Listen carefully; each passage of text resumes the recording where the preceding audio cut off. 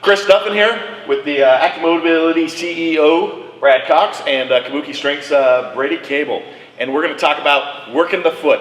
We've got a lot of videos on dealing with foot issues. We did some with Donnie Thompson. We've done some, some foot love pieces, as I call it, based on some DNS approaches. But the foot is incredibly important. This is where all of our power starts. We're going to deliver power from the floor to some sort of distal end. It doesn't really matter what sport it is, but almost all sports, that's what's involved. And we want to think about our feet as hands. We got to be able to grip and ground, and this turns a lot of things on and off up through the chain. So having a properly working foot is absolutely essential. And unfortunately, a lot of us don't, because our feet are packed in shoes all day long, and a lot of shoes are not designed correctly, and they kind of pack the front of the foot together, and we really need to be able to plant and spread that foot wide open. So in our advanced rooting drills, we actually teach you how to use that foot properly and engage that power. But you can't do it if the foot isn't working properly. So again, if you haven't watched the advanced rooting video on kabuki.ms, please do so.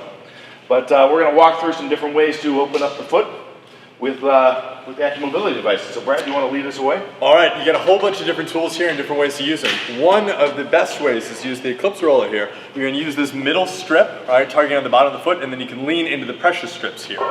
This is going to work really well because it'll double as a soft tissue tool, right? Just working your way back and forth an inch or two at a time. And then all you have to do is lean into those different pressure strips. You can hit the lateral part, those little rumble strips there. So you're starting to loosen up that tissue, right? But the great thing about this is you can also just immediately drop into a stretch. So what we do is we alternate little soft tissue work, right? Bottom of the plantar fascia, working to the side of the foot, and then we drop into a stretch where you're going to lock at your knee. Look at this open up over that. That is absolutely what we want to have happen there. Yeah, what Chris was just saying, because that strip and then it drops below it, you literally get the spreading naturally over that. And then you can put a little stretch on that, and that really helps to open up the whole chain. So you just work your way back and forth on that for about a minute or so, and you can do both feet.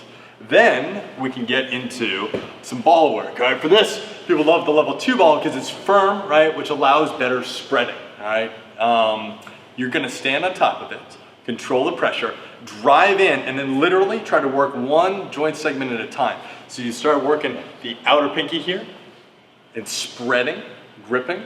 You can actually see how that's separating between those two joints here. That's a critical piece, and we cover that in some of our videos on the foot, is getting that spread all the way out through the side of the foot into that pinky toe and the metatarsal, and getting all that involved. That's an area of the foot that's often neglected. That's what I was about to say. Literally, like, people neglect this. They don't even think about molluses, and it's so critical for grip and power production.